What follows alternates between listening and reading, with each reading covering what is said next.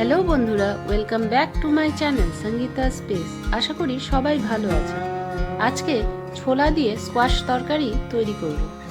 রেসিপিটার জন্য কোয়াশ ডুমো ডুমো করে কেটে নিয়েছি। বেগুন আর আলু ছোট ছোট টুকরো করে কেটে নিয়েছি। একটা মিডিয়াম সাইজের টমেটো গ্রেট করে নিয়েছি। অল্প ছোলা নিয়ে নিয়েছি, যেটা আমি 6 ঘন্টা ভিজিয়ে রেখেছিলাম। কাঁচা লঙ্কা ও আদা পরিমাণ মতো গ্রেট করে নিয়েছি। কড়াইতে পরিমাণ মতো সর্ষের তেল দিয়ে দিয়েছি। ফোড়নে দিয়ে দিলাম 5 ফোড়ন।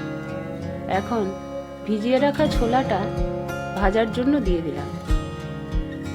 ছোলাটাকে নেড়েচেড়ে 30 সেকেন্ড মতো ভেজে নিয়েছি। একটা মিডিয়াম সাইজের টমেটো গ্রেট করে দিয়ে দিলাম। টমেটোটাকে কাঁচা গন্ধ চলে যাওয়া পর্যন্ত ভেজে নিয়েছি। এবার কেটে রাখা কোয়াশ যোগ করে দিলাম।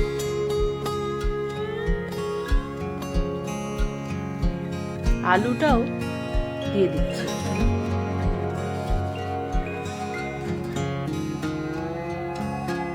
কোয়াশ আর আলুটাকে নেড়ে চেড়ে 2 থেকে 3 মিনিট মিডিয়াম ফ্লেমে ভেজে নিয়েছি। বন্ধুরা, আমাকে সাপোর্ট করার জন্য আমার চ্যানেলটাকে সাবস্ক্রাইব করে পাশে থাকা বেল বাটনটা ক্লিক করে দেবেন, যাতে সবার আগে নোটিফিকেশনটা পেয়ে যান।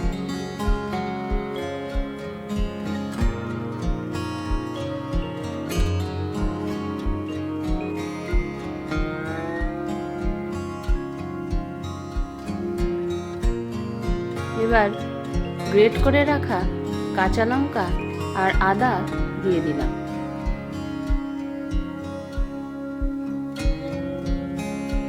নেড়েচেড়ে আদাটা তরকারির সাথে 1 মিনিট মতো ভেজে নিয়েছি। তারপর সবশেষে বেগুনটা যোগ করে দিলাম।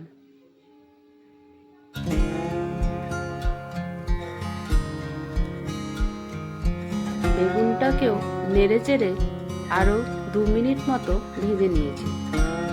হলুদ গুঁড়ো দিয়ে দিলাম। ঝালের জন্য লঙ্কার গুঁড়ো দিয়ে দিলাম।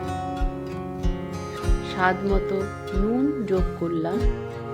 নুনের টেস্টটা ব্যালেন্স করার জন্য পরিমাণ মতো চিনি দিয়ে দিলাম। এবার সবকিছু নেড়েচেড়ে মিশিয়ে নিয়ে আরো 3 থেকে 4 মিনিট লো ফ্লেমে ভেজে নিয়েছি।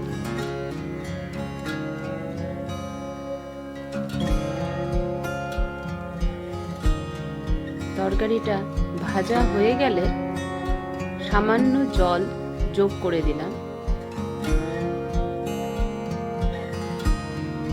এখন ঢাকা দিয়ে 10 মিনিট মতো লো ফ্লেমে রান্না করে নেব। ঢাকা খোলার পর দেখুন জলটা টেনে গেছে আর তরকারিটা সেদ্ধও হয়ে গেছে। এবার পরিমাণ মতো গরম মশলার গুঁড়ো দিয়ে দিলাম। তৈরি হয়ে গেল ছোলা দিয়ে স্কোয়াশ তরকারি। নিরামিষ দিনে এই রেসিপিটা খেতে খুবই সুস্বাদু হয়। একবার ট্রাই করে দেখার অনুরোধ রইল। ভিডিওটা ভালো লাগলে লাইক, শেয়ার, কমেন্ট করবেন। আজকে আসি, টাটা।